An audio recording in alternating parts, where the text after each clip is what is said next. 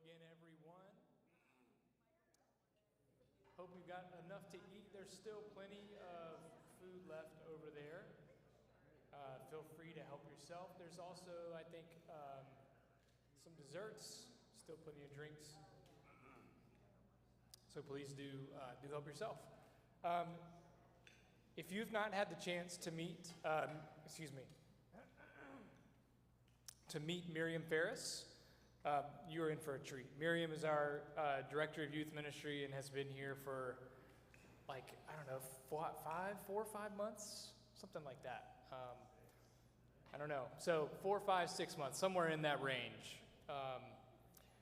But it has been a delight getting to know Miriam and working with her. And she's doing really, really fun and interesting and creative things with our youth ministry. So we have the privilege of hearing from Miriam tonight. She shares a little bit about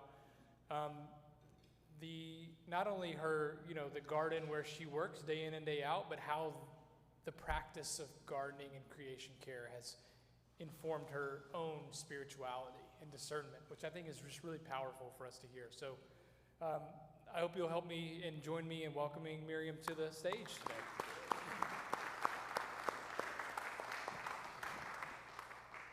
Thanks, everyone.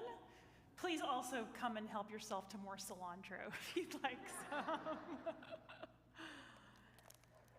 Well, it is great to be with you all tonight, and I do have several photos to share, and my talk is going to include a mixture of some practical gardening tips. You'll just get to see a lot of what I'm growing or have grown, and I'll also be sharing the spiritual lessons that gardening has taught me over the last several years.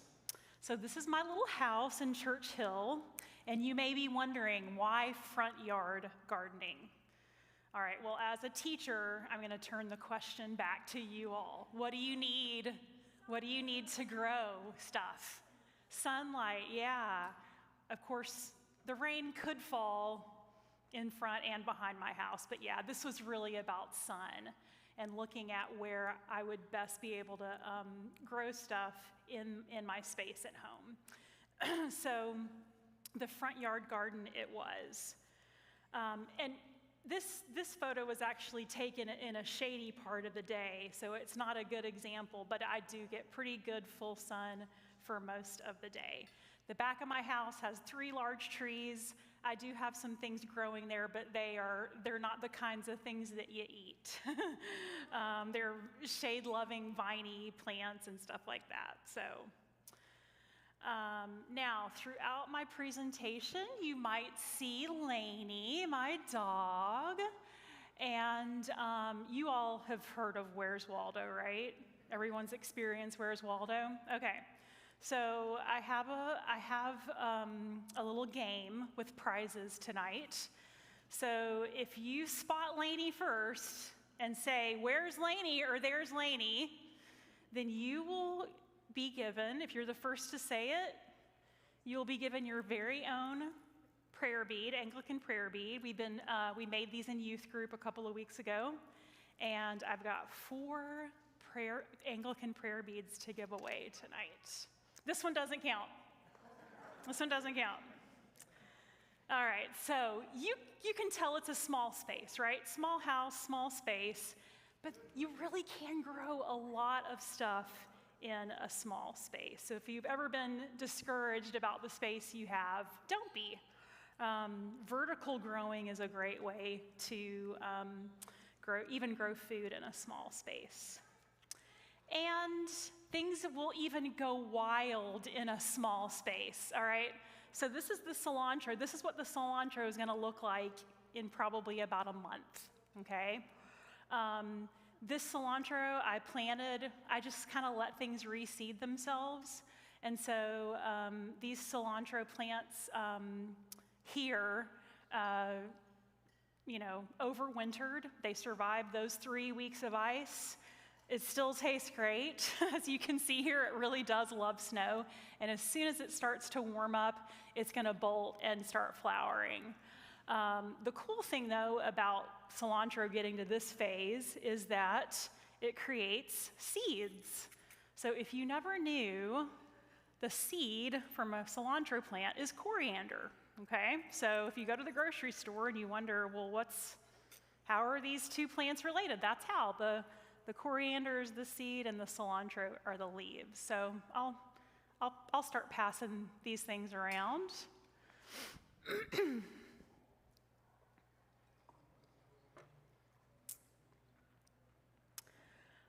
Now I want to tell you a little bit about sort of the neighborhood context of my garden. I live on a very busy street.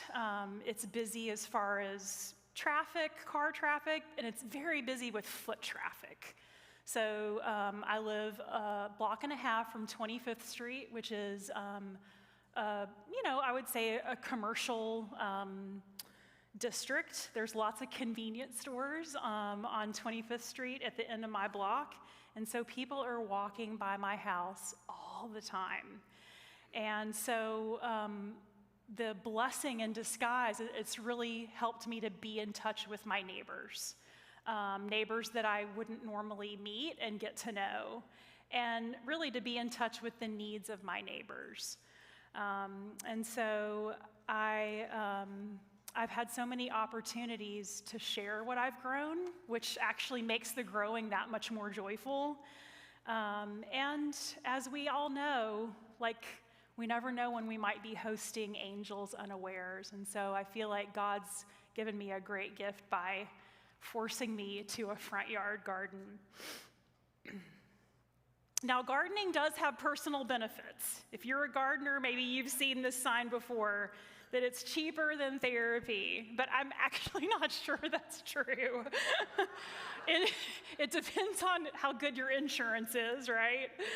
And there's not always a guarantee you're gonna get tomatoes. I think Ken told me he's not had very good luck with growing tomatoes in his yard. But it is very therapeutic, right? Doing that physical work, getting your hands in the dirt, your face in the sunshine, it can be absolutely restorative. And sometimes that hard work is as basic as shoveling dirt from one place to another and back again. And this is kind of what you're seeing here. This is a before and after shot from some of my garden beds. So on the left, those were the beds that I originally had put in when I moved into the house. And I loved that pyramid style. It was a little impractical, and the wood just rotted a lot faster than I had expected. So I took those out. I replaced them with the aluminum ones. And I did not hire someone to do the redo. I did that all myself. So all those piles of dirt were from my own hands.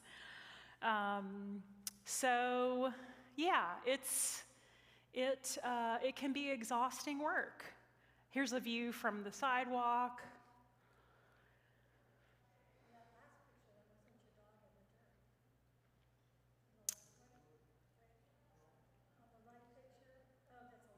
Yeah. All right, so here's a view from the sidewalk. So this is when I had just gotten the new beds put in. So it's still looking a little brown, which is kind of what a lot of our gardens are looking right now. But yeah, pretty soon, just bursting with life again. Bursting with life. So you'll see the cilantro there on the right. That was probably taken on the same day as that other one. I'll put flowers in the front, on the front wall. It definitely, I think, helps just kind of cheer up the block a little bit. All right. So in addition to hard work, oh, who was it? Oh, awesome. There she is. There's Lainey.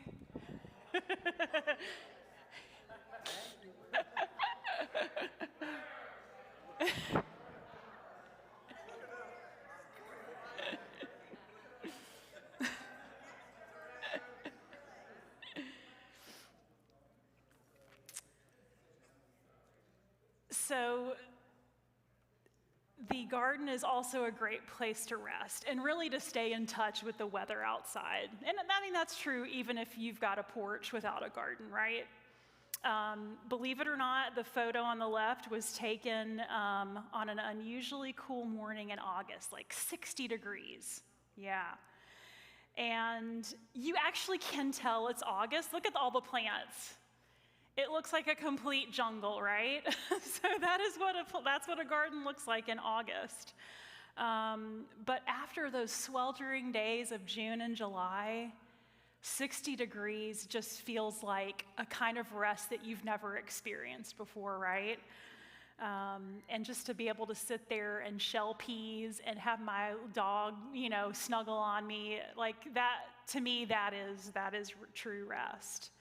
Now the photo on the right, that's Chris, my husband. Ironically, that was taken in November. So, our weather here is crazy, of course. Still in November, warm enough for Chris to be wearing shorts on the porch. And the zinnia is still hanging on in November too. So I think it's really important to acknowledge what a gift it is to have a body that's able to do this kind of work. And even a minor injury, like getting stitches in my fingers, you can see on that photo on the left, it helped me slow down enough to help me become more aware of how much I often take for granted having an able body and a sound mind. And when that body isn't working like it should, that sound mind can kick in and make sketches, make plans for what the garden might look like next. Well, as most of you know, the Bible is full of gardening and agricultural metaphors. And indeed, Jesus told parables about vineyards and fields and planting because he knew that using concrete examples from everyday life would help his followers understand abstract concepts. But for most of us, whose daily lives are far removed from the places where our food is grown and raised, Jesus' metaphors don't always hit home. And it helps to have that concrete experience in order to make that metaphor complete. At least it helps me. So let's think about our time for Lent, okay? And this is what I did with the youth group on the first Sunday of Lent. So Eve's in the picture. She's already done this. She already knows what I'm getting ready to say. But yeah, our theme for Lent, making room for new life, okay? So I'm just gonna demonstrate sort of what we did at youth group. And I want you to imagine this big pot as yourself, okay? This is you. All your gifts, your talents, your strengths and your weaknesses, maybe even your successes and your failures. And this is Lent, okay? So, if Lent is really to make an impact in our lives, we can't just leave it in its Lent pot, right? What do we have to do to make it grow inside of us? We got to take it out, right? We got to take it out of our Lent pot. But that's still not getting me very far, is it? What do I need to do now?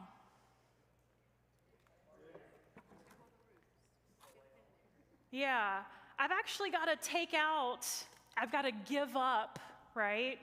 Some of those things in me that are blocking that space for that growth. And so when we fast during Lent, when we give up things for Lent, right, it's making that room for us to plant something new and wonderful so that it can really take root and grow.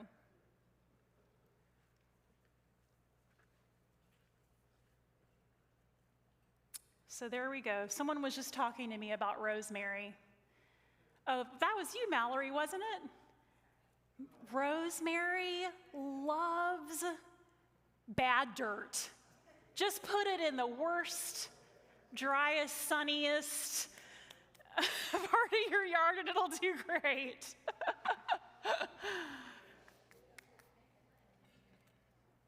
Now, as we get closer to Holy Week and anticipate reliving Jesus' betrayal and death, I want to draw your attention to these words from John 12:24.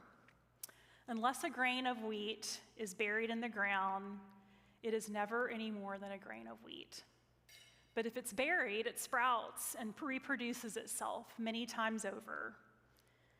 Now, instead of grains of wheat here, these are cucumber seeds, right? But unless I bury the cucumber seeds, they'll never be anything more than seeds. I have to let go of them and make the decision to never see them ever again in order for them to become what they're meant to be. And so even during that waiting time between Good Friday and Easter, there is hope that all things will be made new. And sometimes in gardens, that means letting plants die and just stay there, okay? Like this shriveled up marigold vine. But guess what remained there on that dead, dried, brown vine? A bunch of seeds, exactly. And inside a marigold, when the flower heads dry up, they start to look like this. But inside that head are just like dozens of seeds. It's just kind of mind-boggling every time I break one open how many there actually are. So I'm going to pass this jar around and help yourself. Take a marigold head home with you if you would like.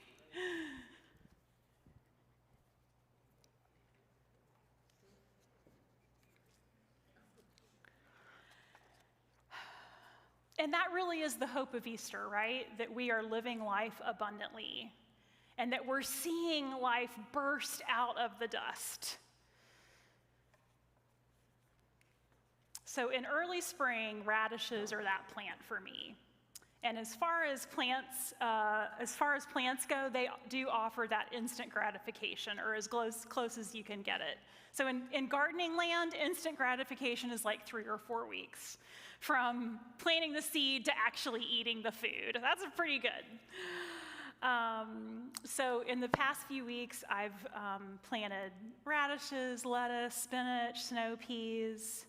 But the things that are already abundant and that really overwintered really well were, of course, the cilantro that I told you and showed you, but also parsley. I heard it. Lainey, okay, Eve, you want to come pick out your cross? Everybody see Lainey?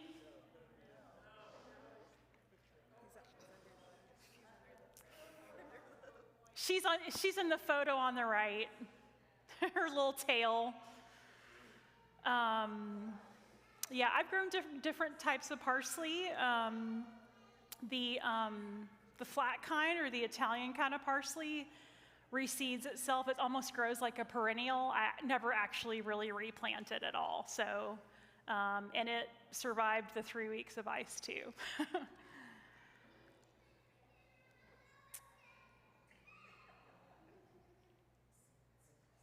All right, so by June, I do hope to have some green beans. And a couple of years ago, I found a great variety that produced very early and several times over. So on the left, you'll see I filled my colander full of green beans, and that was early June. I'd never experienced that with green beans before. But I made a mistake. So here's your pro tip, everybody. Keep your seed packets until the end of the season so that you know what did well, so that you can buy that variety again. I didn't do that, and so I don't know what variety this was and don't know which one to buy. But I grew so many beans that summer.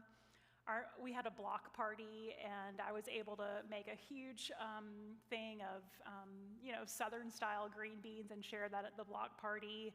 My neighbors across the street had a baby. I was able to take some food to them. So the joy is really in the sharing. That's where the enjoyment really comes from. But sometimes the abundance from gardening can be very overwhelming, right? What was I supposed to do with all those tomatoes? By the way, how am I doing on time? Okay, how much time do I have left? Okay, great.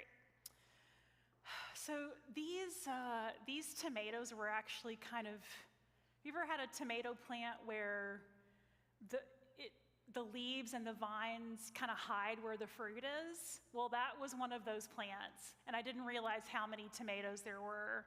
And I normally would have let them stay on longer and ripen, but I'm almost embarrassed to admit this.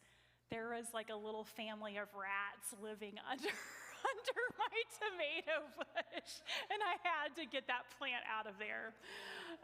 So my Lainey loved it. She absolutely loved chasing those rats. So, but yeah, there was no way these were all going to ripen. I made green salsa and had green salsa all winter long. So, on the right is just where the dill has lived up to its name, dill weed. It will just pop up like a weed. So, but it does make very pretty flowers, and it will reseed itself too. So, yes, I did make some dried green tomatoes that summer. Yeah.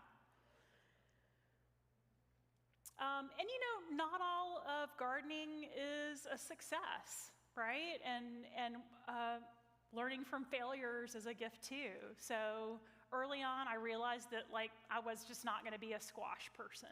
At least, I love to eat squash, but I was never going to be able to grow squash. So early in the season, I was enjoying eating squash blossoms and some tiny little squashes. But pretty soon, those plants died. On the right is a picture of the squash vine borer, and they'll just obliterate your squash plants. So there's no coming back from that.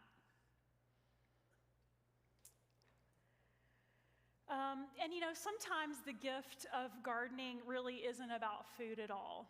It's about the beauty of God's creation, and 4 o'clocks just pop up in the front of my garden along the sidewalk, which is it's a pretty common flower in Churchill. You see them a lot. But anyone grow 4 o'clocks? Well, they don't bloom in the daytime. They bloom when it's dark. And this was a morning where, when I was still teaching school and getting up before, and often leaving for school before the sun came up. And, year after year, that takes its toll and is exhausting, And so to be kind of stumbling to school before the sun has come up, and to be struck by these beautiful 4 o'clocks, it gives you enough to just keep going and to have really a better day.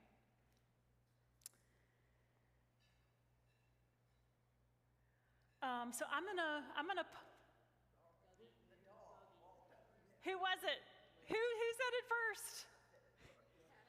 Okay, I'm gonna say it's a tie because I have 2 left. It's a tie between Khaki and Lee. Y'all missed one of them, so this will be a tie. Here you are. Thank you. You're welcome. Okay, good. There she is. She's probably wondering where her dinner is right now. I'll pause there. It's been great being able to share this with you all tonight. So yeah, if y'all have some questions for me or curiosities, I'm happy to entertain those. See you out there with a watering bucket, or do you have some sort of? I have a spigot on the back of my house, so I do have to have a really long hose to water. I do have a watering can. I don't water that much.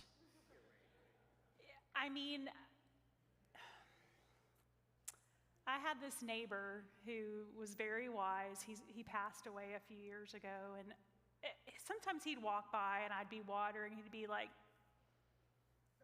"That's not going to do anything, right? It's really what God sends us from heaven, and that's the way he put it, that is going to make sure those plants will grow." And so, yeah, We can water, but it never really replaces what the rain can do. If things are looking really bad and struggling, I will water, so. You feel good doing it, right? Oh, yeah. And I've fluctuated over the years. Well, do you water at night, in the evening?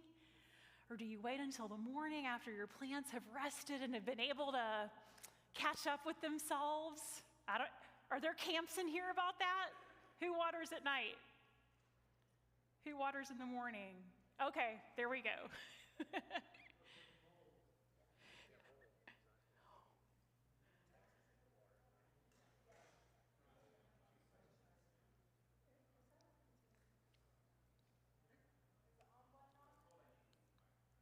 Okay.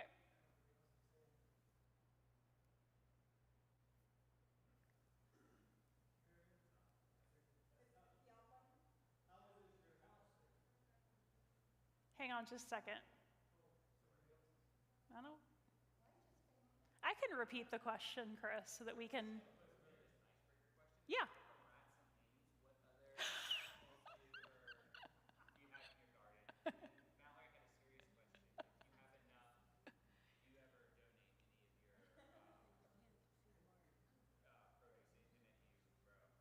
Great questions, yeah. What other animals, what other wildlife do I see in the garden, and then do I ever get a chance to donate what I grow? There aren't a lot of trees on my block, or really in this part of Churchill at all, and so the birds really do gravitate to the vegetation. So it really kind of has become a bit of a bird sanctuary, and it's just lovely to sit on the porch and watch them and listen to them. And yeah, I mean, a year or two after I moved into the house, actually thought about taking one or two of my trees out in the back. And I just kept thinking about the birds, and I was like, I can't do it.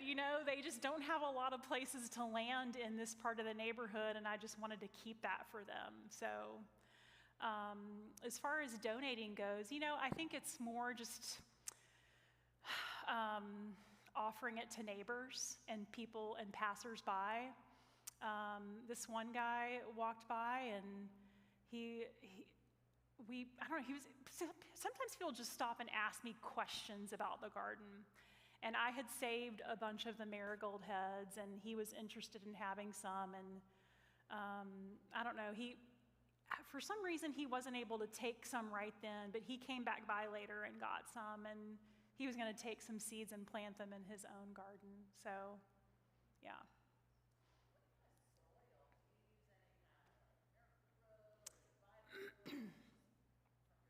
Yeah, well, so when I first had my beds put in, the person who installed them filled them with mushroom compost. And so that was a great foundation for healthy soil.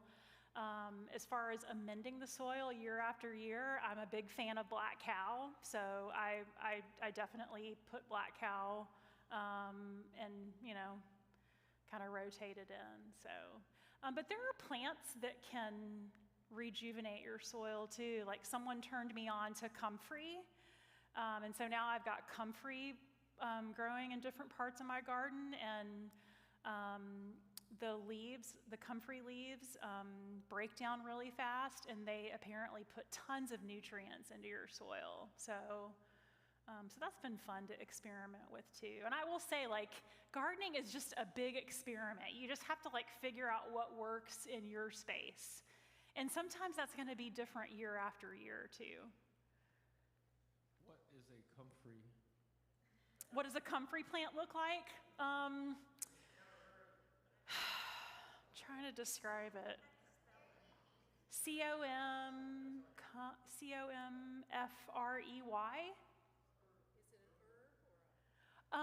Well, so traditionally, it was used medicinally. So you could make a poultice with comfrey leaves. They're very tough and not porous at all. And so I guess if you were wounded, you could wrap a wound with a comfrey leaf. So, yeah. Yes.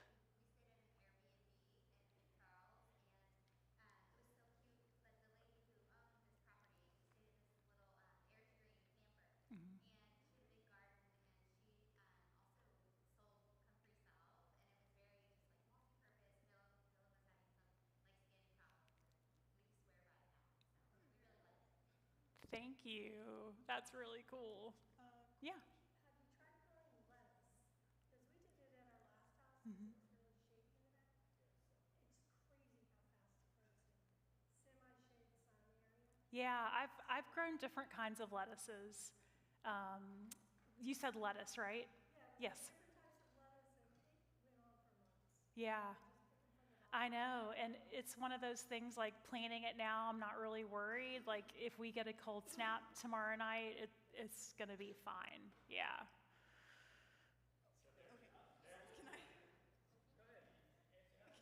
Oh.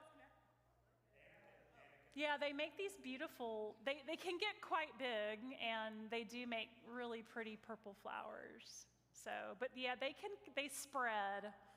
So you got to be prepared to just like thin them out because they can take over your space. All right, now can I ask? Yeah. You may have said it earlier and I just didn't hear. But when did you realize gardening got you closer to God? Because did you say you started gardening as a hobby, but when did you realize it brought you closer? Yeah. Gosh, there's so many layers to that. I mean, in the blurb on the website, it mentioned my grandparents, and so I think they were a huge influence on me. And my grandfather was a born-again farmer. I mean, and I say that in both meanings of the word. Like, he truly considered himself a born-again Christian and believed that stewarding the land in a responsible way was what he and really all human beings are meant to do. And so, that really rubbed off on me, at least in my subconscious, But I would say when you realize how good it makes you feel, right? You feel that in your body, but you're also observing that in your soul and in your mind too. So I think it comes on gradually. And then you start making maybe these connections with stories that you hear in the Bible. And I don't know, I feel like that's evolved and kind of become bigger over time. Thanks. Great question. Anyone else? It's helpful to have the questions on the microphone. We've got one in the back. Just so that people who watch the recording can hear the recording. Hold on, Bill. Hold on. You won't need me on this.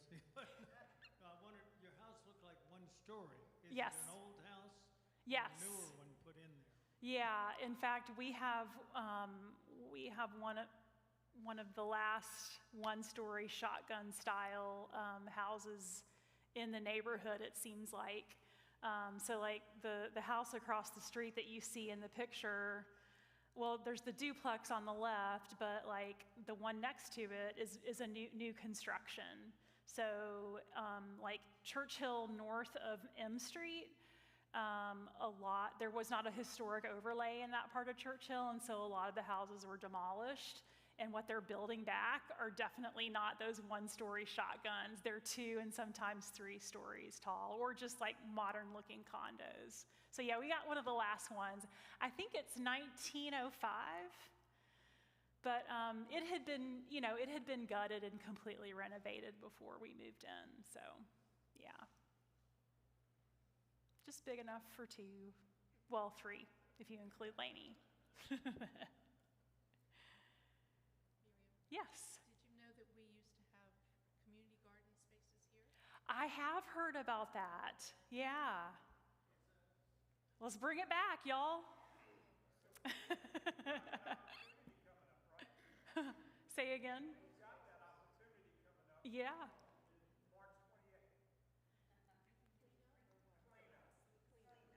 Yeah.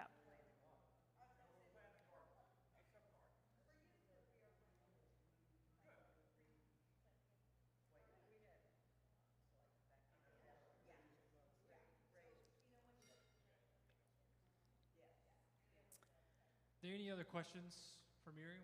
I think we have time, maybe a few more minutes. Great questions. Anybody else? I thought I saw a hand almost going back there. Are you fairly near St. John's Church there? Not too far. If you know where, I'm closer to, if you know where Community Hospital is on 9 Mile, I'm a few blocks from there. Yeah. Do you have any rabbits in your yard? Rabbits. You know what? I've never seen rabbits in my garden, but I do see them around the neighborhood, like they're hopping in the alley. But yeah, they never come. I haven't really had issues with animals eating my plants. It's more just bugs that eat my plants. So.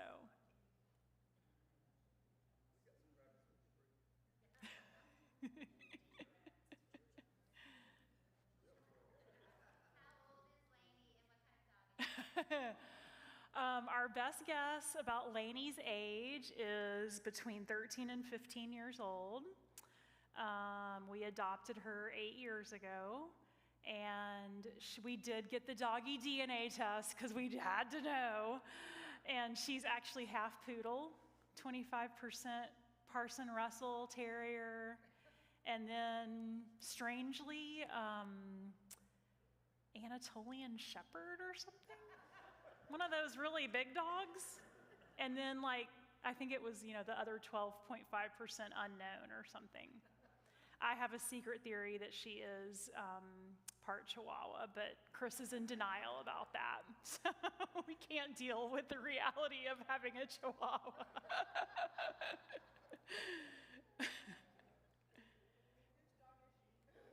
Oh, she's mine. She's my baby, yeah. Yeah. Well, I'll leave us with one final thought, and maybe we can just close our time together by reading these words together, and we'll read them like a prayer together. Please join me. This is from Ecclesiastes 3. For everything there is a season and a time for every matter under heaven, a time to plant and a time to pluck up what is planted. It is God's gift that all should eat and drink and take pleasure in all their toil. Amen.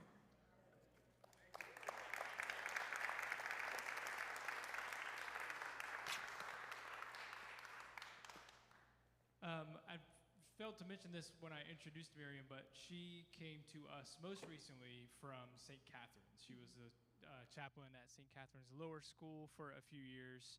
And while she was there and following that, really until she came to us here at Christ Church, she was a parishioner and very active at St. Paul's downtown. So we are so lucky to have Miriam on our staff and in our community. So Miriam, thank you. Yeah. Just a quick reminder, these are all recorded. And so if you want to pass them along to a friend, or if you know someone who wanted to be here who couldn't be here, please let them know that on our YouTube channel they can watch this back. Next week is our final installment of our speaker series, and we will be joined by a young person by the name of Glen Panel. In fact, and I need to ask Glen what they prefer to be called. His middle name is Allen, so it's Glen Allen Panel. And so I'm not quite sure yet if Glen goes by Glen or Glen Allen. So I'll figure all that out before next week. But Glen is a part of a community initiative called Cool the City. And so he is a part of a project in the city that works to alleviate real extreme hot spots where there's no tree cover, where there's lots of concrete, and where people live. And so part of the work that he does, he'll share with us next week at 6 o'clock. And I think we're having chicken pot pie. So if you like chicken pot pie, come on back. And we'll have a vegetarian option as well. So thank you all so much for being here tonight, and we look forward to having you back next week. Good night, everyone.